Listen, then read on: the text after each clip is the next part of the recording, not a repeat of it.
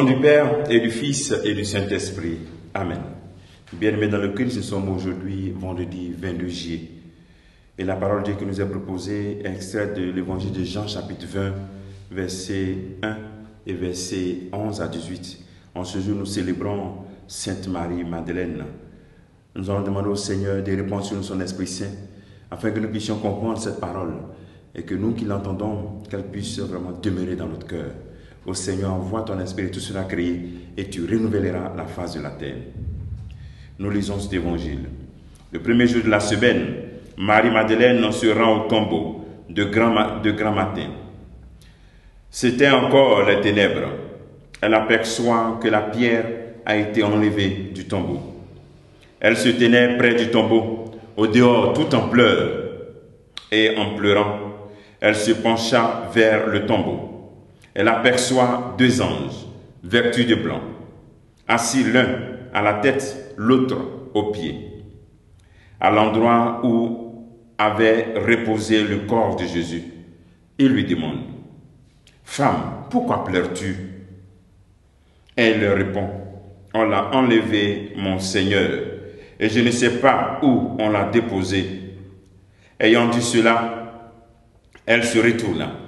Elle aperçoit Jésus qui se tenait là. Mais elle ne savait pas que c'était Jésus. Jésus lui dit, « Femme, pourquoi pleures-tu? Qui cherches-tu » Le prenant pour le jardinier, elle lui répond, « Si c'est toi qui l'as emporté, dis-moi où tu l'as déposé.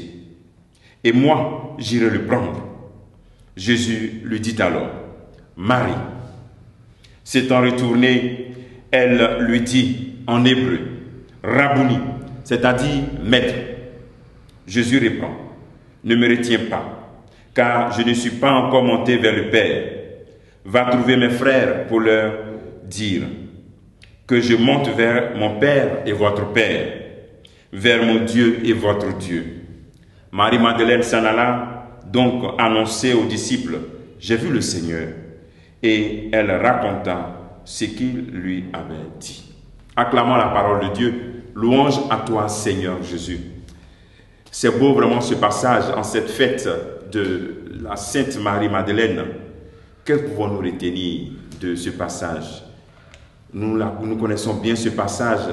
On dit pendant qu'il n'était pas encore jour, elle va au tombeau, dans l'obscurité. Dans l'obscurité, c'était encore des ténèbres. Dans les ténèbres de notre vie, dans les ténèbres de sa vie, Jésus est mort, elle part au tombeau. Elle part pour prendre soin de ce corps, soin du corps de Christ. Ce corps qui ne peut pas réaliser un miracle. Jésus est mort, Jésus n'est plus là, tout le monde est déçu, mais elle part prendre soin. Voici l'appel que le Seigneur nous fait. Dans les ténèbres de notre vie, allons-y, allons prier, allons adorer. Même quand on ne comprend pas les choses, fréquentons nos temples, fréquentons nos églises, fréquentons nos chapelles d'adoration, demeurons là devant le Seigneur. Le deuxième appel que la parole de Dieu nous donne en ce jour, c'est qu'elle pleure. Elle pleure parce qu'elle ne retrouve pas le Seigneur.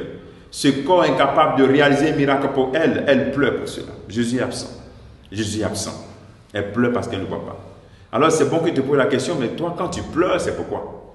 Tu pleures pour quelle raison? Pleures-tu parce que Jésus est absent de ta vie? Ou bien parce que tu t'es éloigné de Jésus-Christ? Ou bien tu pleures pour des choses matérielles? Qu'est-ce qui te fait pleurer? Voici l'appel que tu dois te demander en ce jour. Qu'est-ce qui me fait pleurer réellement? Le troisième élément de notre méditation, c'est voici que pourquoi pleures-tu? Jésus apparaît. Quand nous pleurons parce que Jésus est absent de notre vie, mais parce que nous sommes éloignés de lui, parce que Jésus ne s'absente jamais de notre vie en réalité, c'est nous qui nous éloignons de lui. Il vient et il nous accueille dans sa miséricorde. Et voici qu'il apparaît, parce que Jésus était absent, il n'était pas là. Il apparaît et il dit ton nom. C'est vraiment dire ce nom. Marie, elle le reconnaît. Quand le Seigneur te dit, je te pardonne, tu le reconnais, tu sais qu'il est miséricordieux. Voilà. Quand nous pleurons à cause de nos péchés, le Seigneur apparaît et il nous envoie en mission. Va dire à mes frères, que je monte vers mon Père, qui est aussi votre Père. Donc lorsqu'on fait cette expérience de rencontre avec Jésus-Christ, on raconte, on narre, on raconte aux autres les merveilles Que fais-tu de tes journées? Est-ce que tu racontes vraiment les merveilles de ta rencontre avec Jésus-Christ? Est-ce que tu en parles aux autres? Est-ce que cela t'émeut, cela te touche tellement que tu dis comme les disciples, nous ne pouvons pas nous taire devant ce que nous avons vu et entendu. Demandons au Seigneur au cours de cette journée que tu poses cette question aussi comme Marie qui pleurait parce que j'étais absent. Toi, pourquoi tu pleures? Pourquoi pleures-tu longtemps dans ta vie? Demandons au Seigneur de nous bénir en ce jour, au nom du Père et du Fils et du Saint-Esprit. Amen.